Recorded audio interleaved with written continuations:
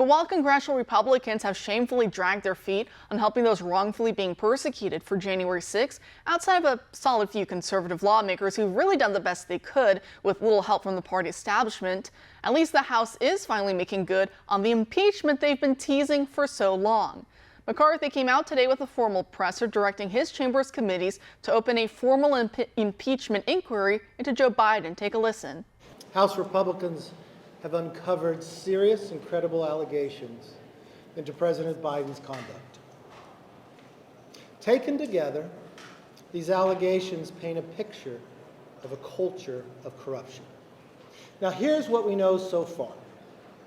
Through our investigations, we have found that President Biden did lie to the American people about his own knowledge of his family's foreign business dealings. Joining us now to discuss is podcast host Ron Coleman, a partner at the Dillon Law Group. Ron, thanks for being back tonight. Great to see you again, Kara. How are you? Great. It's really been too long, but I want to ask you about that presser we just saw. Is this really the moment we've all been waiting for so long now when it comes to Biden and all this talk about impeachment? Well, it certainly didn't seem like that kind of moment. It was the most unimpressive, sleepy presentation of a potentially bombshell news that you could possibly imagine. But little by little, House Republicans do tend to move in baby steps in the age that we're living in.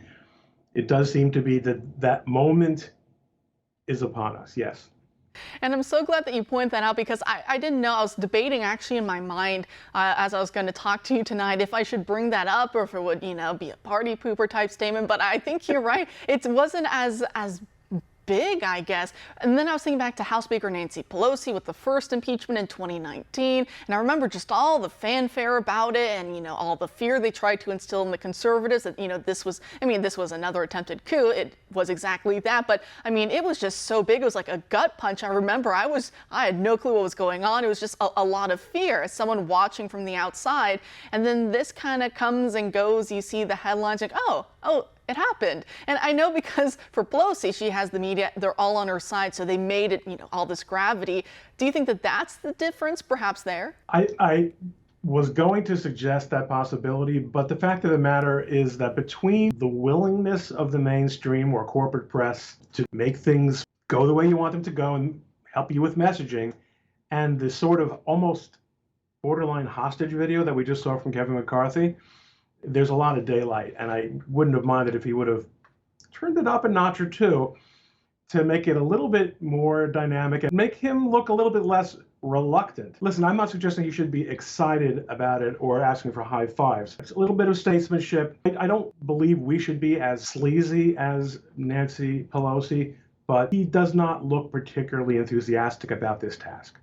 Well, yeah, and then we had Florida Congressman Matt Gaetz was saying that McCarthy was dragging his feet on this and that there was a lot of back and forth going on behind the scenes by the more conservative wing, the America First type wing of the party, really had to pull him along in many ways. I know especially from the upper chamber, he's not getting a whole lot of support. Senate Minority Leader Mitch McConnell just a few weeks ago was really trying to put a lot of cold water on the idea. So as this moves forward, do you think that's also perhaps another difference than when Democrats, they don't care evidence, they'll just make it up as they go along. They just have all the support, the fanfare, they go whole hog on these things. But when it comes to the Republicans, we've gotten even a lot of pushback, as I was saying, from the upper chamber with McConnell. And I know getting a Senate conviction is nigh impossible. Democrats control it upstairs. But at least McConnell should at least throw a bone out there. But do you think that might also be somewhat of an impediment, seeing as the upper chamber isn't as on board as they could be? They're certainly not. They're not really an echo chamber. The Democratic Party and the Republican Party are not the same. The Democratic Party is a coalition party that, in order to work, has to maintain party discipline like the Bolsheviks, and they do a fine job of it. You consider lately how AOC has become a completely reliable Democratic vote, voting against everything that she as a supposed bomb-throwing revolutionary was supposed to be against. Democrats are good like that, Republicans less so.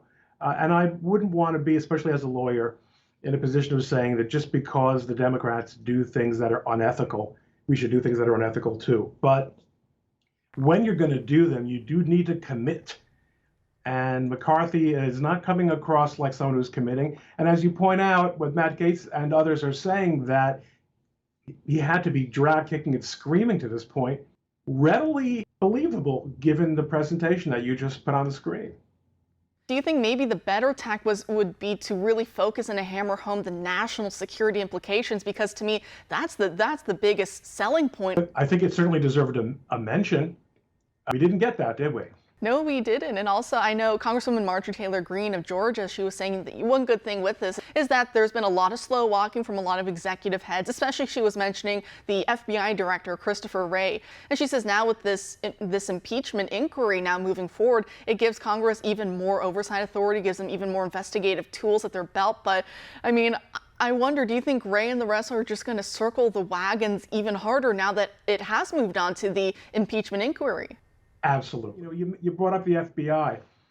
We understand the concept of the deep state. We understand the concept of the capture of all these government agencies by basically one political party.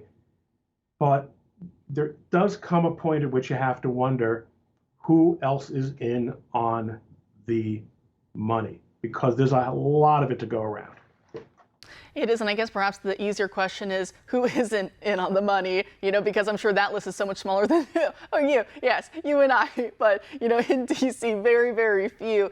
And I guess there was also an exchange I saw recently on Twitter. Kyle Griffin, an executive producer, MSNBC for Mehdi Hasan and some other names over there. And he says this on Twitter, or I guess X. He says, to be clear, the investigations haven't uncovered any direct evidence that Biden profited off of his son's foreign work. And then so conservative commentator and filmmaker Mike Cernovich responds and says, Hunter Biden said he gave half his money to Joe Biden. You can call this unreliable evidence, but it's direct evidence under the rules of evidence in every state and under the federal rules of evidence. But do you think that captures so much? Because no matter what we say with all of this, but you still have the gatekeepers of information who shape how the public views things, and they just keep parroting the line over and over and over. No direct evidence.